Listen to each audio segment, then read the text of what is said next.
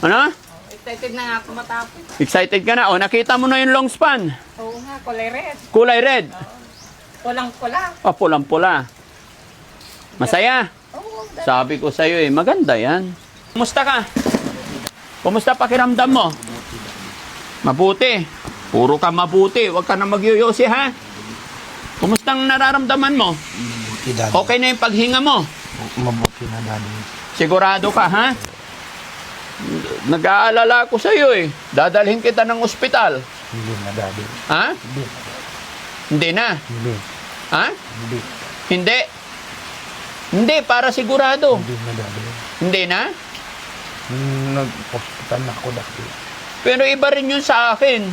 Hindi na yun, Daddy. Hindi na. Mainom ka ng gamot. Oh, Daddy. O, tignan mo, inuubo ka pa eh. Wala yun, Daddy. Ha? Wala. Wala yan? Hindi, meron yan. Delikado yan.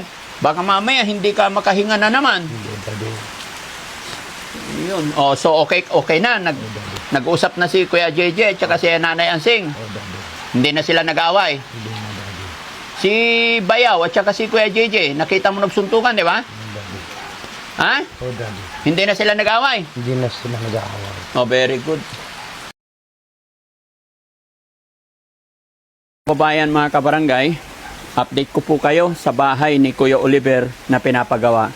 Thanks to God, mula kahapon in a whole day and then today na maghapon, natuloy na rin ang pagpapagawa natin sa bahay. At nung unang araw po, is si Mami Rochelle po ang pumasyal dito. Nadatnan niya tong mga karpintero natin.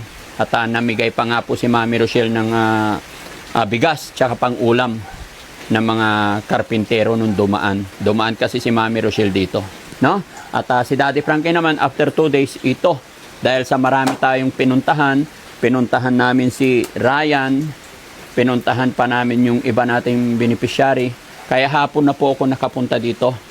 Thanks to God, kaya ako pumunta dito at kaya nasimulan na dahil nag-message na sa akin si Kuya JJ.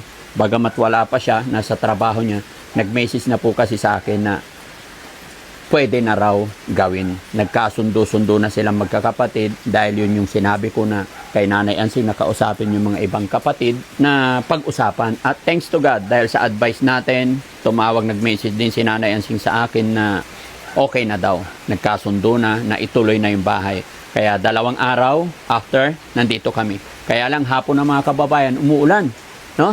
Pero hintay-hintayin kung dumating si Kuya JJ at saka si Nanay Ansing. At mamaya, pag hindi na umuulan, papasilip ko sa inyo yung bahay. Sana tumigil mga kababayan. Malamig, nakalimutan ko pa namang magdala ng jacket. Kasi pag alis namin sa bahay, going mission, walang ulan. So yun na, pagdating ng hapon, bigla-bigla, no? So, Foreman, kumusta po? Mabuti po. Oh, 2 araw na kayong nakagawa. Oh, sige, kumusta ang bahay? magandang pagkagawa. Oh. Tapos, order ako kanina boss ng hollow block na 300. Hollow blocks 300? Opo.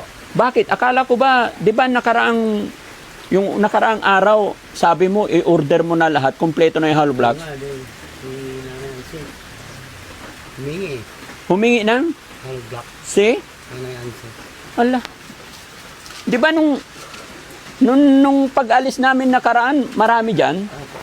Ay, Kaya nag-order ako ng 300 boss. sa kanino humingi? Kaya, mga kasamahan ko boss. Humingi siya? Opo. Oo nga, Dad. May nakita ako doon sa likod. Low blocks. Tinakpan pa nga niya ng tulday.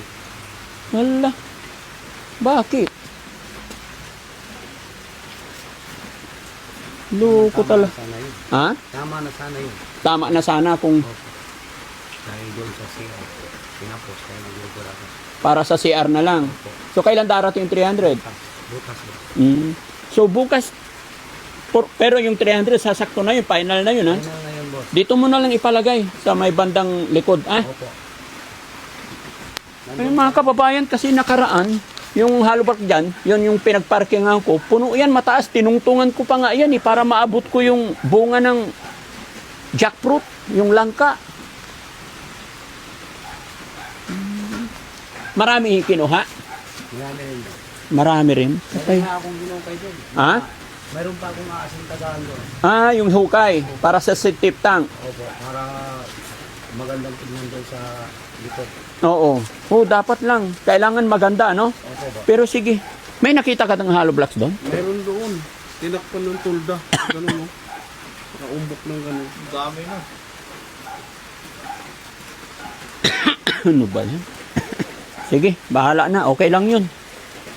Pero kausapin pa rin natin. No? Sa 10 lang yata yung natira. Ano, kukunti na lang. Maulan kasi mga kababayan, kaya hindi natin muna punta kasi mahirap magkasakit. Mahirap maulanan, giginawin ako. Na-stop yung gawa nyo, Foreman? Opo. Mulang nung mag-aalas 3 na. Alas 3 ang simula. Pero in a whole day kahapon, nakapaggawa naman kayo. Opo ba? Oh, medyo mabilis naman yung gawa mga kababayan eh. Yung nagawa namin kahapon. Marami kayo? Kaya marami yung nagawa namin kahapon ba? Ah, whole day. Opo. Sige, salamat Foreman. Pasensya ka na. No? Galing pala yung yung asawa ko dito. Opo ba? Oo, salamat. Very good. Okay. So, yun lang mga kababayan, no? Hintayin natin si Kuya JJ. Salamat, Foreman. Sige, bukas darating yung hollow block. Dito mo na lang ilagay, ah. Opo. Sige, paano to mga kababayan? No? Ito mga kababayan, ang daming semento. Ayan. Tsaka itong pinabili kong amba. Tabla.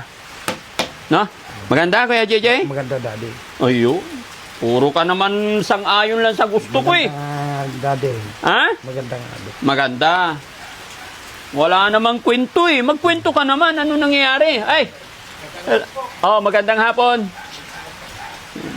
Saan si Kuya JJ? Wala pa? Wala pa. Daddy. Ano oras darating? Mamaya siguro, Daddy. Mamaya. Ayan. Parang malabong hihinto mga kababayan. Yung ulan. Papasilip ko sa inyo yung bahay. Mabilis silang gumawa kasi ito po ay pakyaw. 2 days pa lang ha. Mula nung in-stop and then pinago natin. Ayan, makikita ninyo. Buti na lang. Dito lang tayo sa likod. Tingnan nyo kasi maulan. Ayan. Ayan mga kababayan. Malaki yan.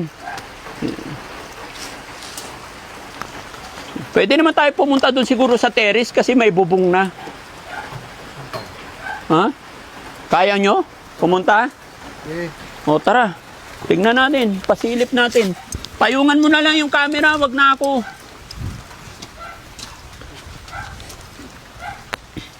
Ayun. Ayun mga kababayan. Oh, ganda. Oh, malaki na rin naman. Tingnan nyo. Ha? Ayan. Tapos ito yung terrace niya guys. Ayan, ganda. Hindi magkakaproblema. Bakit? Tayo, pasilip ko. Dito kayo sa terrace para walang ulan. Ayan mga kababayan. Basa pa ito ha. Kasi simento lang. Na-stop sila eh kasi sa lakas ng ulan. Ayan, pasok tayo. Ayun, ang galing. Iba talaga pagpakyawan, no? Ang bilis. Ayan mga kababayan, ito yung magiging kwarto ni Kuya Oliver, no? Ang ganda. Maganda yan pag natapos. Okay. Pormahan na rin yung mga bintana. Ang bilis magkantuhan, no?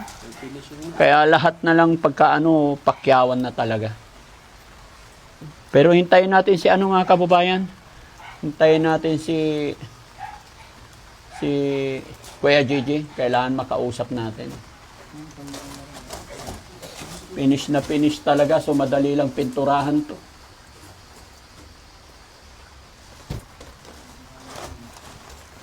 Kakagulat no? Ang bilis. Parang dinodrawing lang. No? Bukas magtatrasis na sila.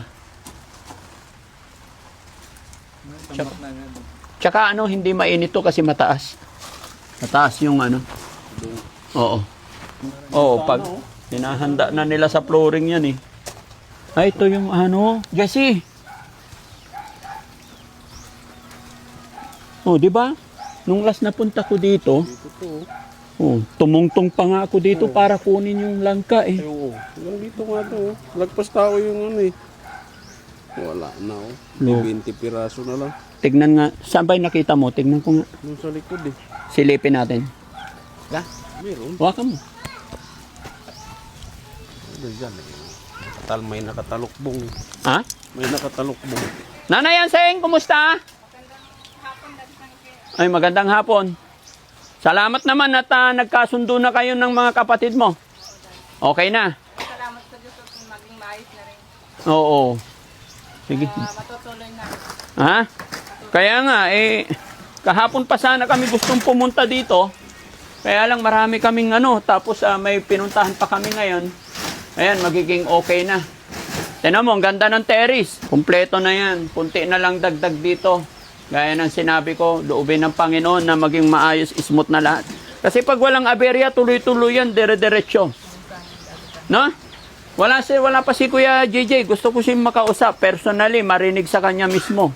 Although sinabi naman na yung last na usapan natin dun sa likod, sabi niya, nung tinanong ko siya kung pwede na ituloy, sabi niya naman, ikaw nang bahala, Daddy Frankie.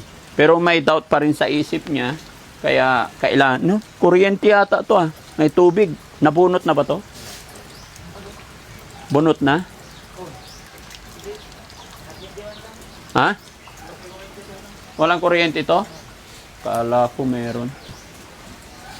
Pero gusto ko pa rin. Saan ba siya nagtrabaho ngayon?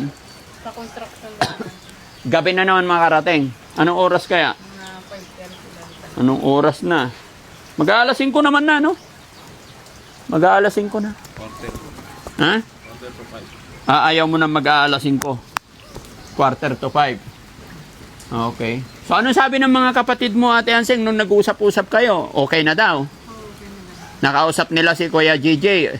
Pinaliwanagan nila. Oo, dati. Nag-usap naman kayo ni Kuya JJ. Oo, nag-usap na kami ng wife na supportahan na lang natin kung ano yung kanila. Buti nga, nandiyan si Daddy Frankie na nagpapagawa ng bahay ng kapatid natin. Oo.